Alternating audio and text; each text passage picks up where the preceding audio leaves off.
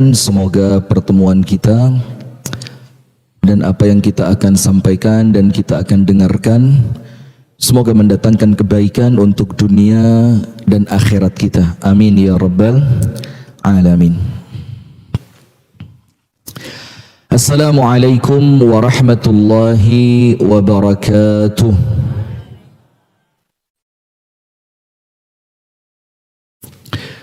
Bismillahirrahmanirrahim.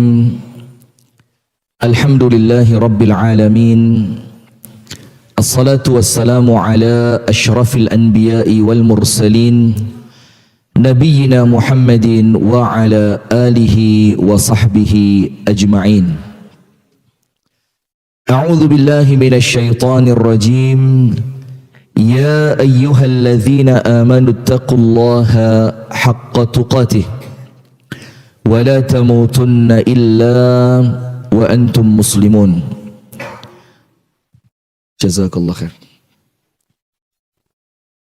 Allahumma anta rabbi la ilaha illa anta khalaqtani wa ana abduka wa ana ala ahdika wa wa'dika mastata'tu a'udzu bika min syarri ma sana'tu abu'u laka bi ni'matika 'alayya wa abu'u bi dhanbi faghfir li fa innahu la yaghfiru adh-dhunuba illa anta.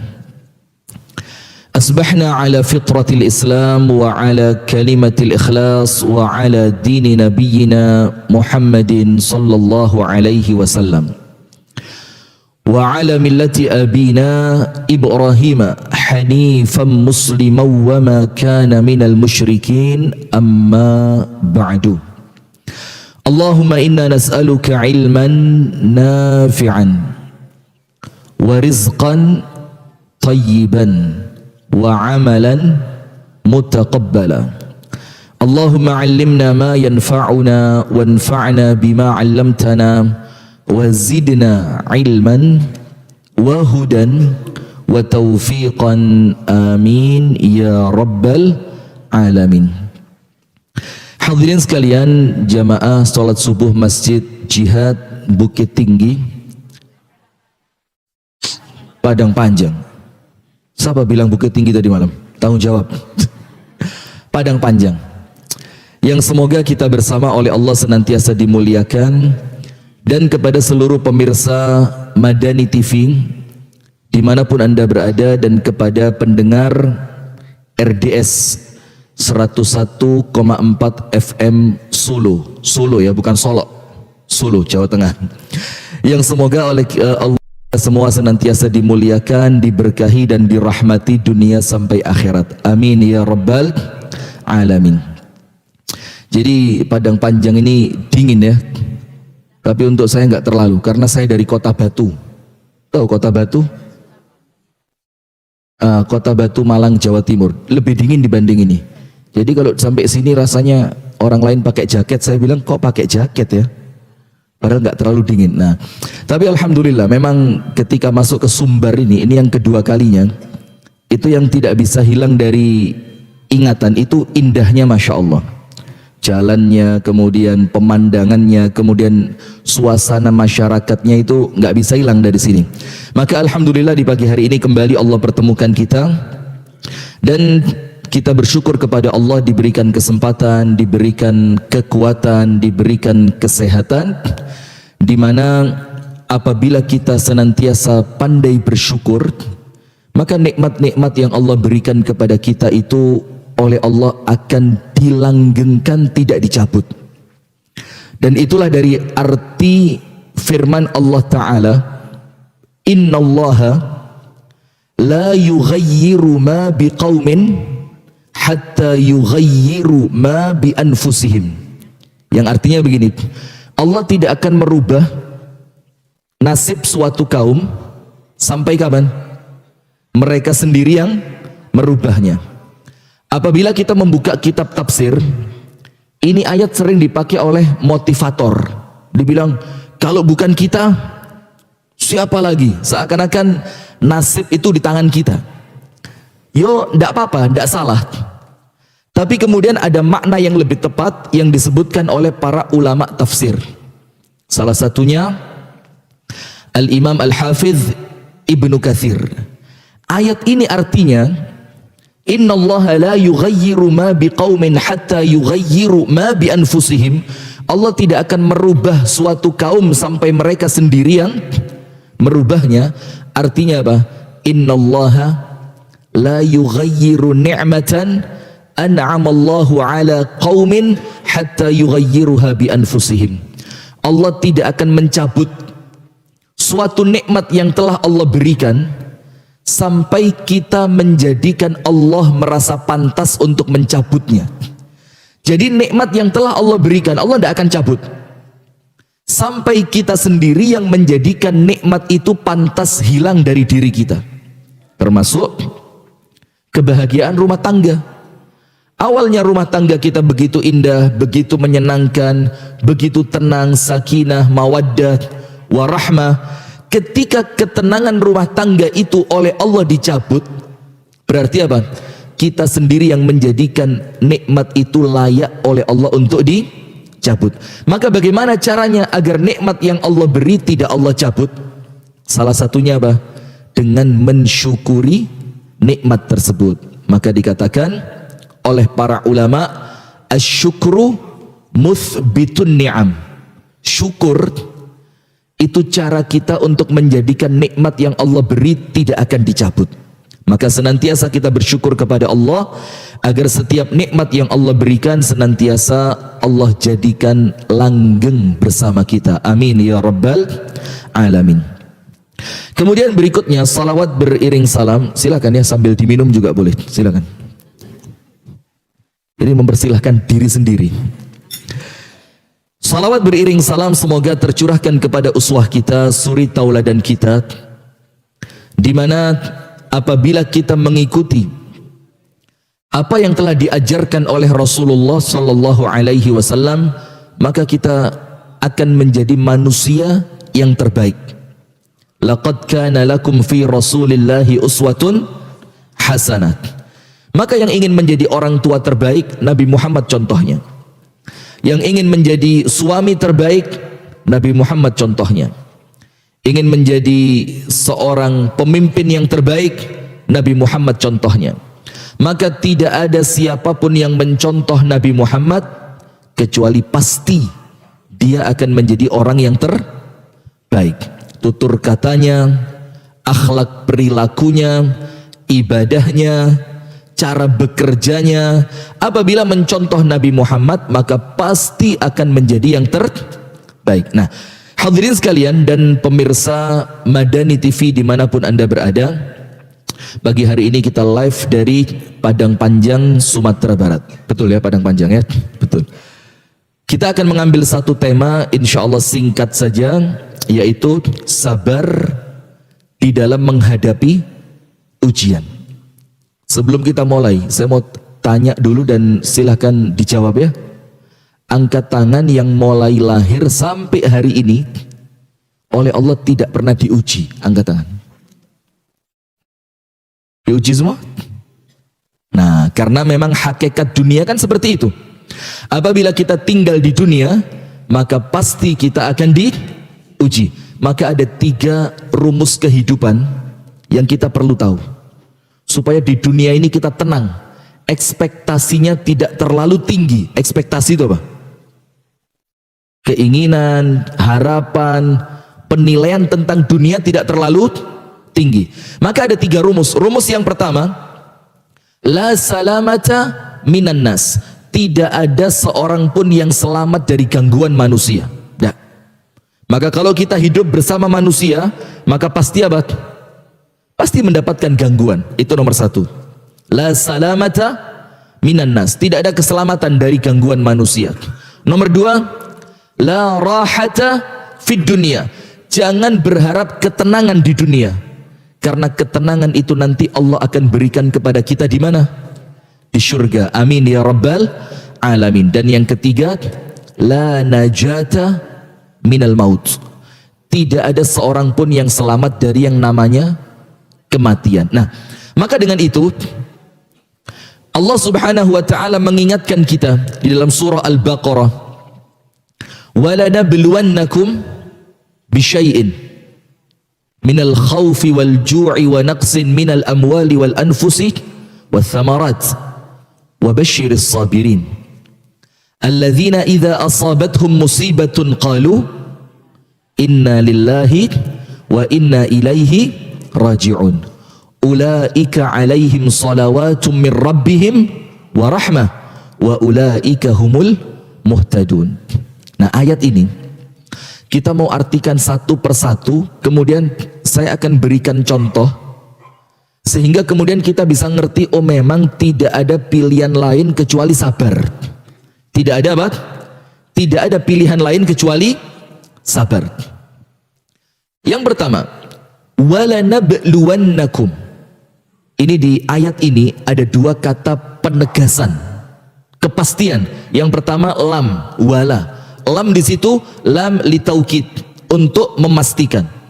Yang kedua nun, walanabluwanna, dan pasti kami akan memberikan ujian kepada kalian, dan itu merupakan suatu kepastian. Dan mohon maaf, yang namanya ujian itu susah atau mudah?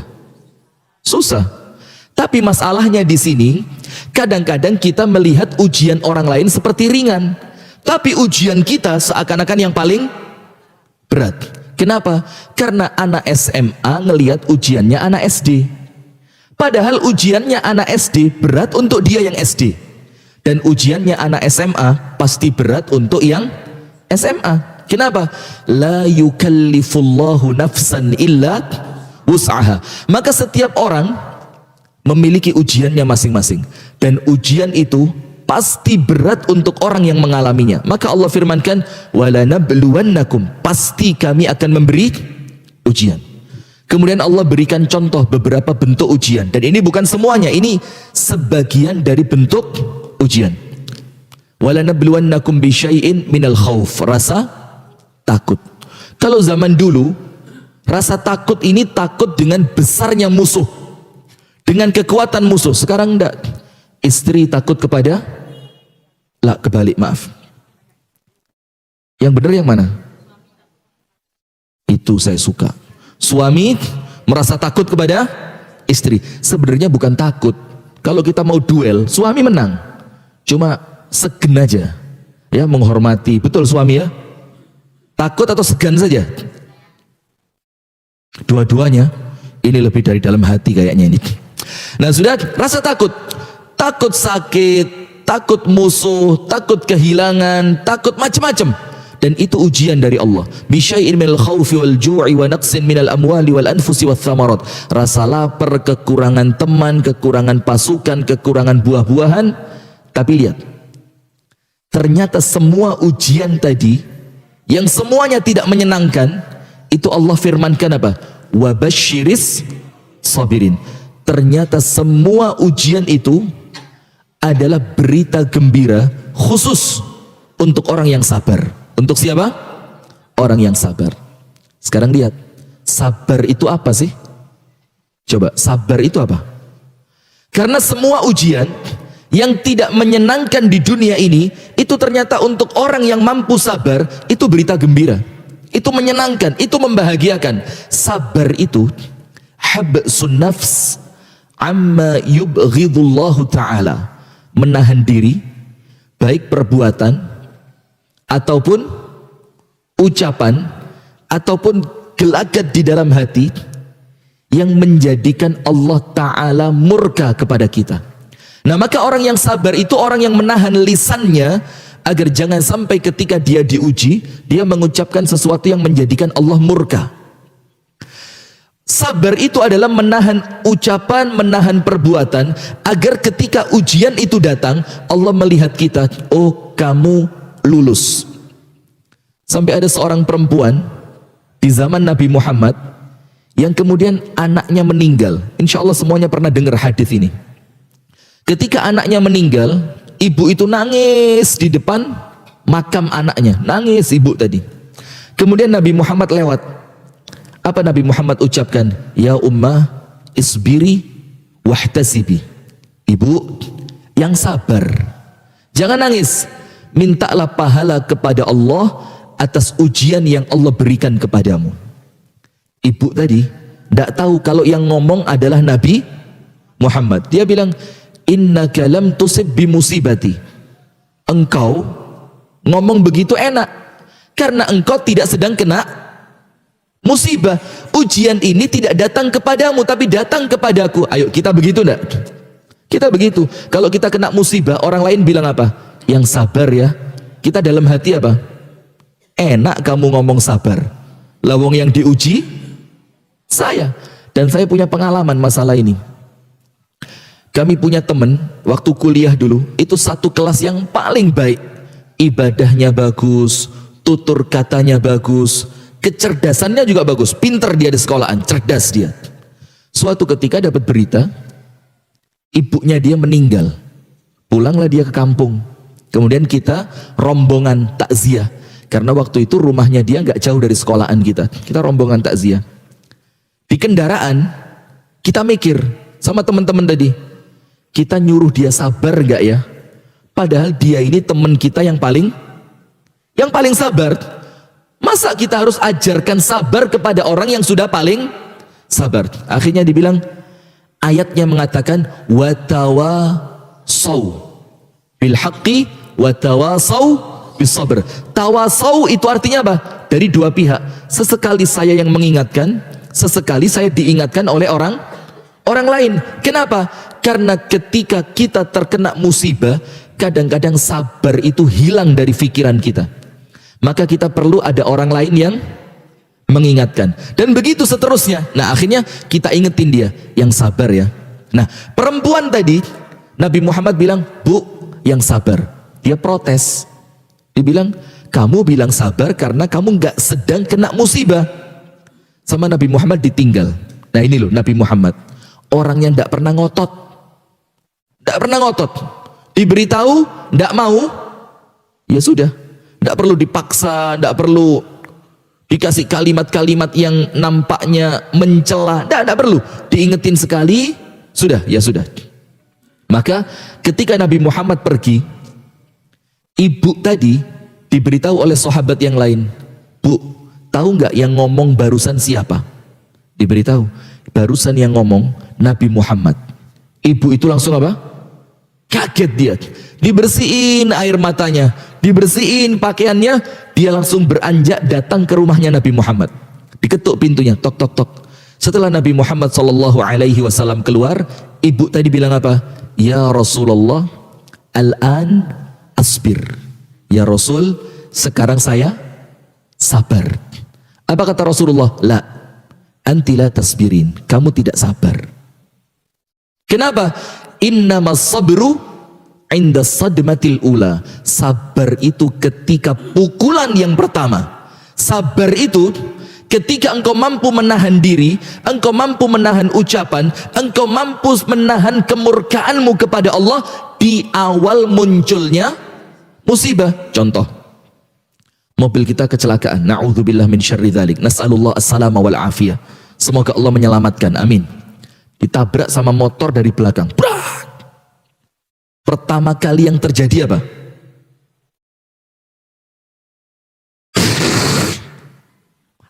Matu di mano. Apa? Bahasa Minangnya apa? Mata di mana? Begitu ya? Matamu di mana? Mobil segede ini kok ditabrak.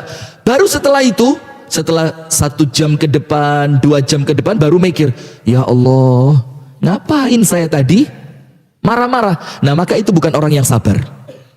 Karena sabar itu ketika pertama kali kejadian, Anda langsung inna lillah wa inna ilaihi rajiun. Sekarang kita jelaskan.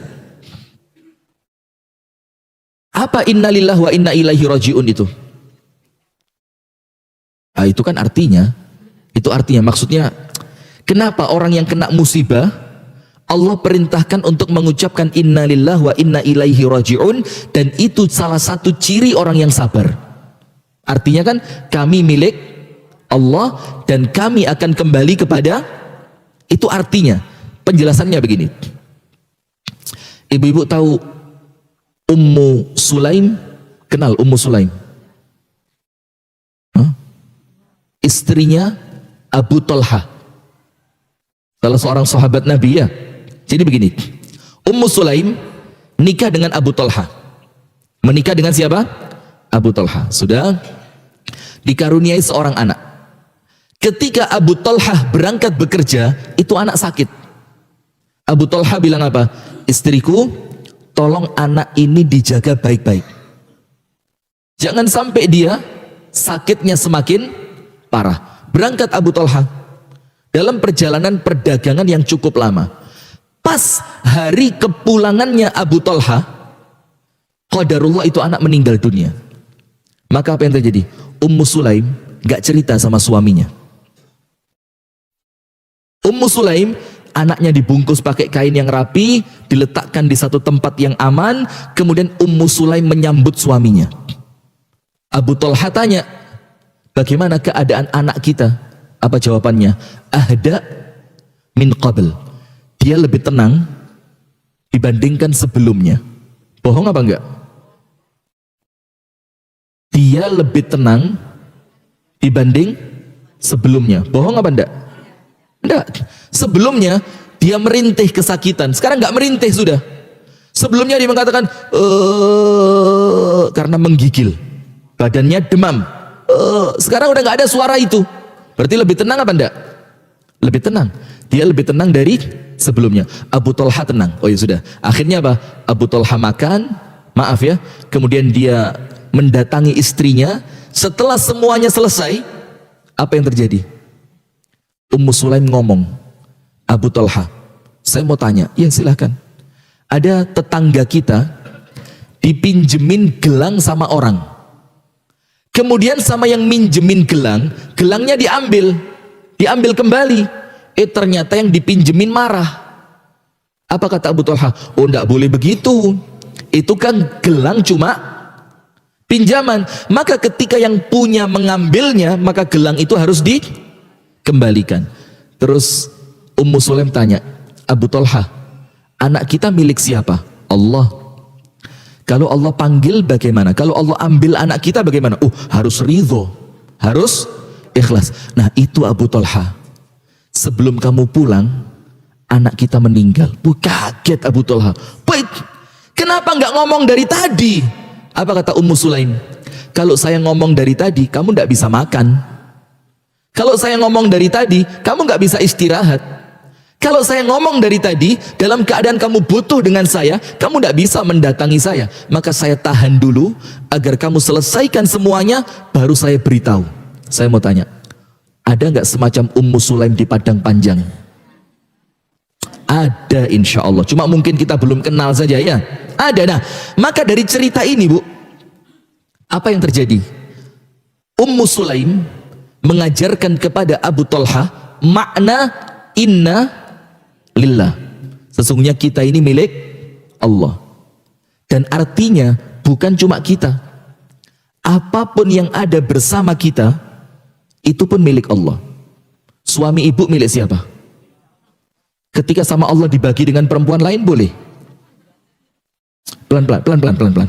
Sabar dulu, sabar.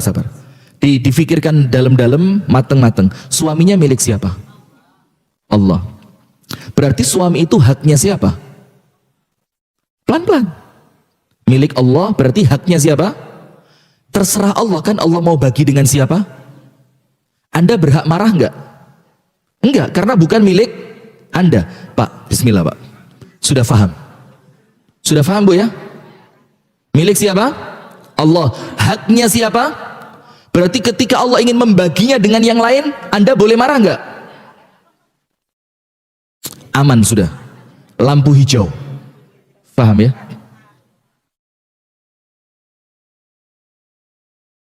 Ya udah, Pak, istri milik siapa Pak? Milik Allah. Kalau istri meninggal, nggak apa-apa, serahkan kepada Allah, kita cari. Kok nggak adil begini ya? Nah sudah, kembali fokus. Nah, maka apapun yang bersama kita, itu pun milik siapa? Allah. Rumah kita milik siapa? Sehingga ketika Allah ambil rumah itu, ucapannya apa? Innalillah, ya terserah Allah, ini kan milik Allah. Ketika mobil kita diambil sama Allah, apa ucapannya? Innalillah, ini mobil juga milik Allah. Ketika kesehatan kita oleh Allah diambil, apa ucapannya? Innalillah, karena kesehatan ini pun milik Allah. Jadi kalimat innalillah itu mengajarkan kepada kita untuk ikhlas. Untuk apa? Ikhlas. Karena kita datang ke dunia tidak punya apa-apa, kemudian oleh Allah diberi, dan ketika oleh Allah kembali diambil, boleh apa tidak? Boleh. Kita tidak boleh protes. Nah, itu sabar. Itu namanya apa? Sabar. Karena kita yakin di dunia tidak ada hak milik. Tidak ada apa? Hak milik. Yang ada apa? Hak pakai. Ketika oleh pemiliknya diambil, kita harus sabar. Ummu Sulaim lihat, dia ngomong sama Abu Talha, anak kita milik siapa? Allah. Kalau sama Allah diambil bagaimana? Ya terserah Allah. Nah, walaupun ini kalau diceramahkan ringan, tapi kalau kejadian perlu apa? Ikhtiar. Itu innalillah. Yang kedua, wa inna ilaihi raji'un. Apa artinya wa inna ilaihi raji'un?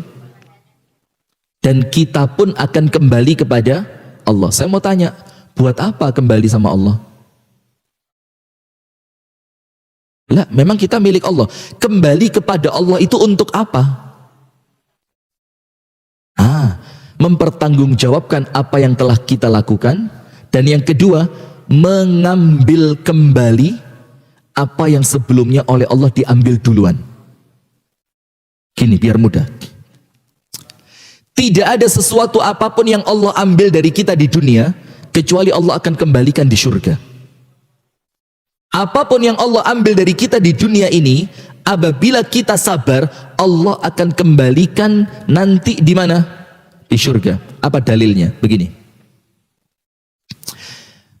Ibu-ibu tahu hadis dan bapak-bapak, barang siapa diuji oleh Allah dengan matanya yang buta dan dia sabar, Allah akan gantikan mata itu dengan apa? Surga. Barang siapa yang kemudian Allah ambil kekasihnya di dunia, Allah akan gantikan kekasih itu dengan surga. Kemudian salah seorang kerabat dekatnya Nabi Muhammad, sepupunya Nabi Muhammad, yang bernama Ja'far bin Abi Thalib. Ja'far ini, Bu, seorang manusia dari kalangan sahabat Nabi yang wajahnya paling percis dengan Nabi Muhammad. Wajahnya sama.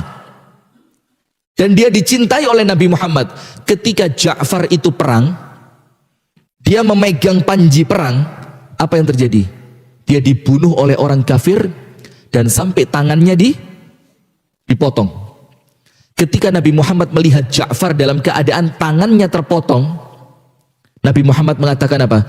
Innallaha abdala li Ja'farin bijanahaini fil jannah yatiru bihima haitsu sya'. Allah gantikan tangannya Ja'far yang hilang di dunia, yang dipotong oleh orang kafir, Allah menggantinya di surga dengan sayap. Yang dengan sayap itu Ja'far bisa terbang kemanapun di surga yang ia inginkan. Nah, berarti apapun yang diambil oleh Allah di dunia, Allah akan kembalikan di mana? Di surga. Nah, maka kalimat wa inna ilaihi raji'un, dan kami pun akan kembali kepadamu ya Allah, itu menenangkan. Kalau innalillah apa? Ikhlas. Kalau wa inna ilaihi raji'un, ketenangan. Sekarang begini, ada yang anaknya sudah meninggal duluan? Ada? Ada? Saya. Anak saya Ramadan yang lalu usia 8 tahun meninggal dunia. Kecil. Meninggal dunia. Dan salah satu yang paling menenangkan hati itu apa? Wa inna ilaihi rajiun. Tidak apa-apa ya Allah, engkau ambil duluan, karena saya pun nanti akan menyusul datang kepadamu. Untuk apa? Untuk kembali berkumpul dengan sesuatu yang telah engkau ambil sebelumnya. Perlu sabar? Perlu. Kenapa? Tidak perlu teriak-teriak, nggak perlu murka, nggak perlu marah-marah. Kita pun bakal kembali kepada Allah, dan apapun yang Allah ambil sebelumnya, Allah akan kembalikan kepada kita. Inna lillah wa inna ilaihi rajiun. Ibu-ibu tahu ceritanya seorang perempuan yang oleh Allah diuji dengan penyakit ayan, epilepsi, yang kalau dia penyakitnya kambuh, dari mulutnya ini keluar apa? busa. A'azzanallahu wa iyyakum, nas'alullah as-salama wal afiyah. Semoga Allah menyelamatkan kita, amin. Itu perempuan kulitnya hitam. Dia datang kepada Nabi Muhammad, ya Rasulullah, inni usra. Ya Rasul, saya ini perempuan dengan penyakit ayan. Dan kalau saya seperti ini ya Rasul, tidak ada laki-laki mau nikah sama saya. Padahal saya pengen punya anak, saya pengen punya rumah tangga, saya pengen merasakan seperti yang dirasakan oleh perempuan yang lain.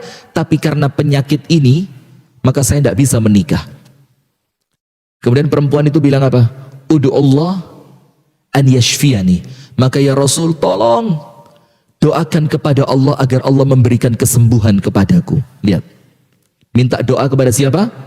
Nabi Muhammad, agar dia sembuh. Kalau sembuh, enak, bakal bisa menikah, punya anak, merasakan punya rumah tangga, merasakan seperti yang dirasakan oleh perempuan yang lain. Seneng enggak? Seneng.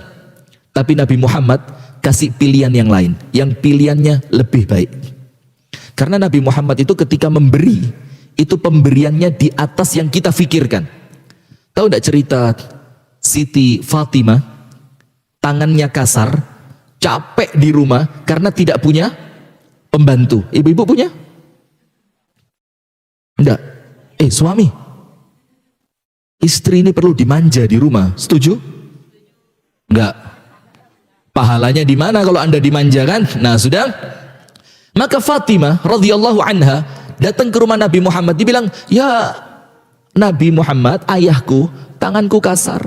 Aku merawat kudanya Ali bin Abi Thalib. Aku menghaluskan gandum untuk menjadi tepung roti. Aku memasak, macam-macam, capek. Maka apabila engkau memiliki seorang budak, tolong hadiahkan satu untuk saya. Nabi Muhammad bilang apa? Fatimah, aku kasih untuk kamu. Tapi bukan budak, bukan pembantu. Yang lebih baik dari seorang pembantu. Lihat, Nabi Muhammad memberinya apa? Yang lebih baik. Apa itu? Disuruh zikir. Nah, ini maka amalan untuk perempuan yang pekerjaan rumahnya berat. Apa kata Rasulullah? Aku kasih untukmu yang lebih baik dibandingkan seorang pembantu. Apa itu? Apabila engkau sudah berada di atas tempat tidurmu, engkau mau tidur malam, Rasulullah bilang subhanallah 33, alhamdulillah 33, Allahu Akbarnya 34. Jadi subhanallah berapa? 33, alhamdulillah 33, Allahu Akbarnya berapa? 34. Berarti genap berapa? Padang panjang banget kalau hitung-hitungan cepet. Lah, ini 33, 34. Berarti 100. Pas kan?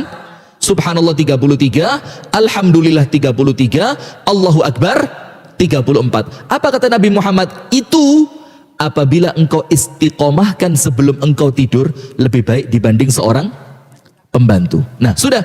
Maka perempuan yang penyakit ayan tadi oleh Nabi Muhammad dikasih pilihan yang lebih baik dari sekedar sembuh. Apa pilihannya? In syi'ti da'autullaha laki wa syufiti. Kalau kamu mau, aku doain sembuh kamu. Sembuh. Kamu bisa nikah, kamu bisa punya anak, kamu bahagia. Tapi ada pilihan kedua. Wa in syi'ti sabarti walakil jannah. Tapi kalau kamu mau sabar sebentar saja, nanti kalau kamu wafat, kamu masuk surga. Nah, kira-kira kalau ibu-ibu pilih yang mana? Sembuh atau surga? Enggak yakin saya. Ini orang penyakitnya berat, ayan, yang bisa jadi kambuh di pinggir jalan, bisa jadi kambuhnya di pasar, bisa jadi kambuhnya ketika acara kemanten anak kita. Kan nggak jelas kapan kambuhnya kan? Dan kalau kambuh, maaf loh ya, memalukan dalam tanda kutip. Kalau kambuh apa? Nampaknya memalukan. Kadang-kadang auratnya tersingkap, ya kan? Kadang-kadang dia harus nampak wajahnya yang sebelumnya cantik menjadi kelihatan jelek. Nah, maka Rasulullah kasih pilihan, mau sembuh atau kamu sabar dengan penyakitmu, tapi kesabaranmu itu oleh Allah diganti surga. Perempuan ini pilih apa? Surga. Dia bilang, ya Rasulullah, bal asbir ya Rasul, kalau sabar sejenak di dunia ketika saya sakit ternyata membuahkan surga, maka saya pilih surga. Tidak apa-apalah sakit ayan, tidak apa-apa tidak punya suami, tidak apa-apa saya tidak punya anak, tapi jaminannya surga. Maka Bu, sabar itu tidak ringan. Kenapa? Karena balasannya langsung surga. Kemudian perempuan tadi bilang apa? Ya Rasul, saya sabar, tapi satu saya minta, Udu Allah alla atakasyaf. Tapi ya Rasul, doain saya supaya ketika ayan saya kambuh, aurat saya tidak terlihat. Lihat ibu-ibu, dalam keadaan tidak sadar, ayannya sedang kambuh, dia tidak rela auratnya kebuka. Kita sekarang dengan sadar buka-buka aurat, senam di pinggir jalan, satu, dua, pakaiannya di padang panjang ada? Gak ada ya? Alhamdulillah, Masya Allah gak ada. Nah tapi masalahnya ini perempuan ngerti. Kenapa? Karena dia perempuan calon penghuni surga, maka dia ngerti aurat. Maka kalau dia bukan calon penghuni surga, dia tidak akan bingung masalah aurat, dia tidak akan susah masalah aurat. Allah biarinlah dibuka karena bukan penghuni. Kalau penghuni surga dia akan hati-hati. Nah sudah, sekarang berikutnya Allah subhanahu wa ta'ala berfirman, sampai syuruk ya, sampai syuruk ya. Allah subhanahu wa ta'ala berfirman, innama yuwaffas sabiruna ajrahum bighairi hisab. Hanya untuk orang yang sabar Allah akan memberikan kepadanya ganjaran tanpa hisab. Apa ganjaran tanpa hisab itu apa? Langsung masuk surga. Barakallahu fiqh. Dikatakan oleh Al-Imam Al-Qurtubi di dalam kitab tafsirnya, dikatakan apa?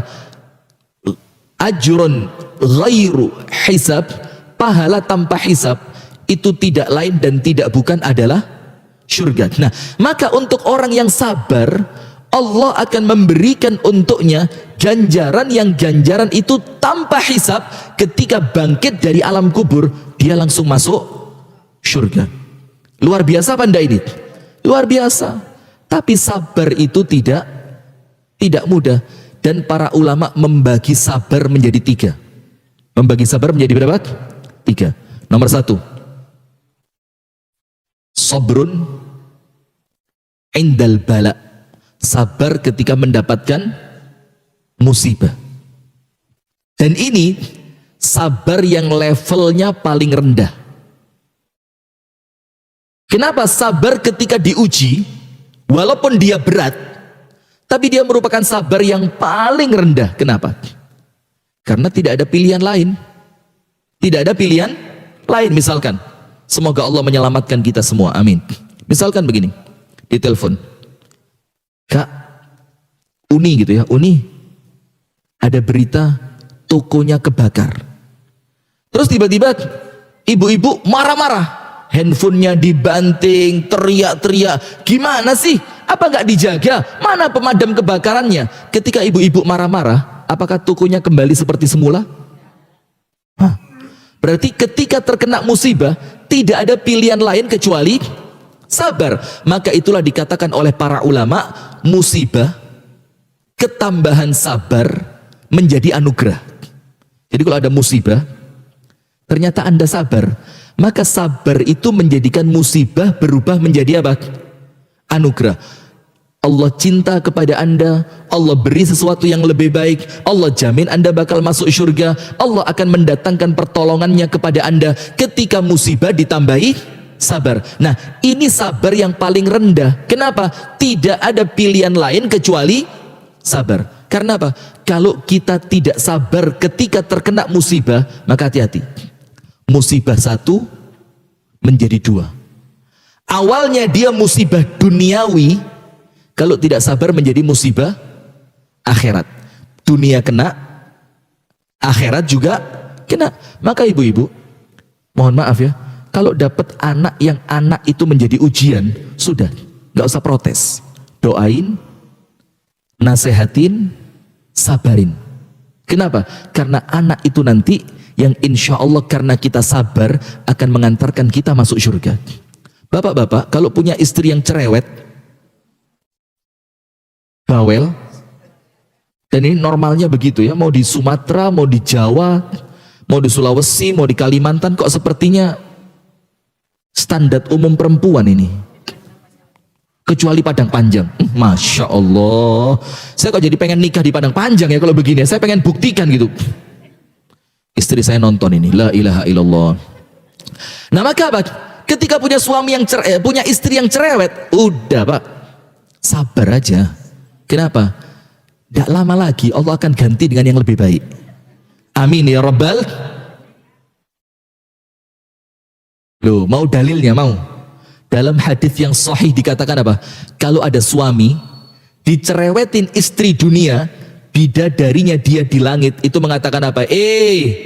Uni, jangan ganggu dia ya. Sebentar lagi dia jadi milik saya. Itu hadisnya sahih. Maka tidak usah khawatir Pak, diem aja. Kenapa? Karena yang belain kita bidadari surga. Dunia ini biarinlah. Kita mau dapat apa? Nah, sudah, enggak. Tapi yang sabar. Nomor 2, sabar ketika meninggalkan maksiat. Perlu sabar enggak?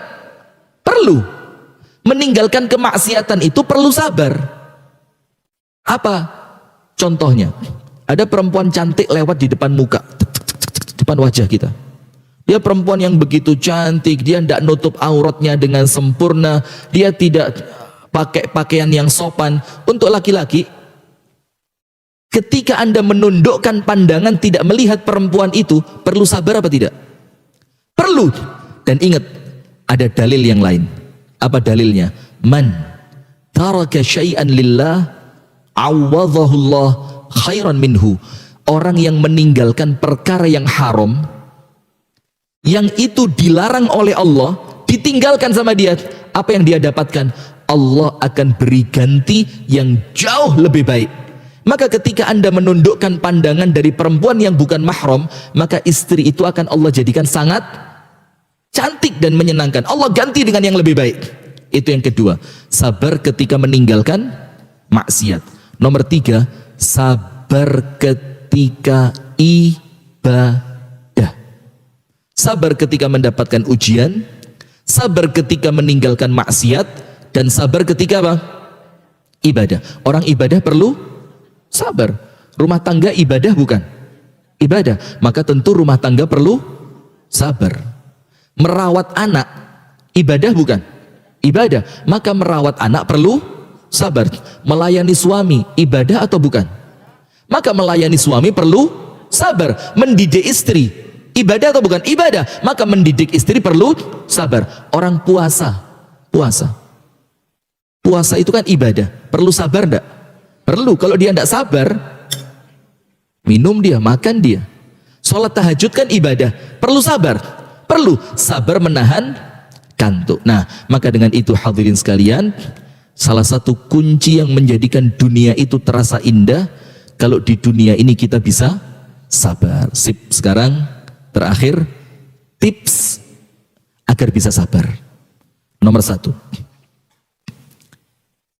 yakini bahwa tidak ada kesabaran yang sia-sia.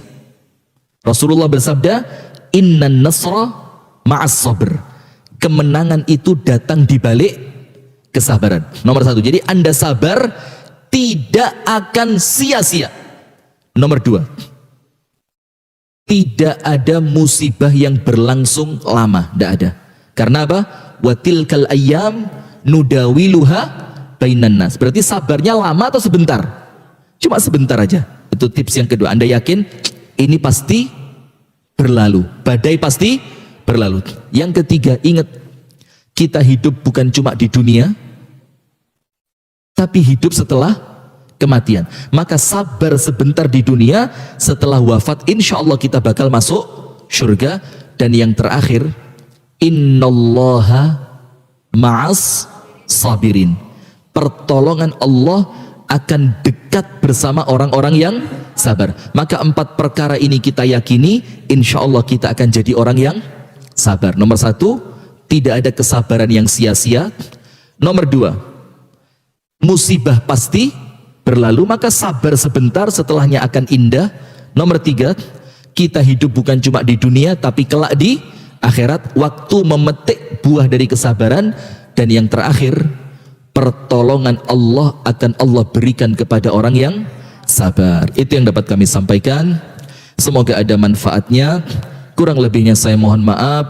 Hadanallahu wa iyyakum ajma'in. Subhanakallahumma wa bihamdika asyhadu an la ilaha illa anta astaghfiruka wa atubu ilaik. Pemirsa Madani TV dimanapun Anda berada, terima kasih banyak atas atensinya. Assalamualaikum warahmatullahi wabarakatuh.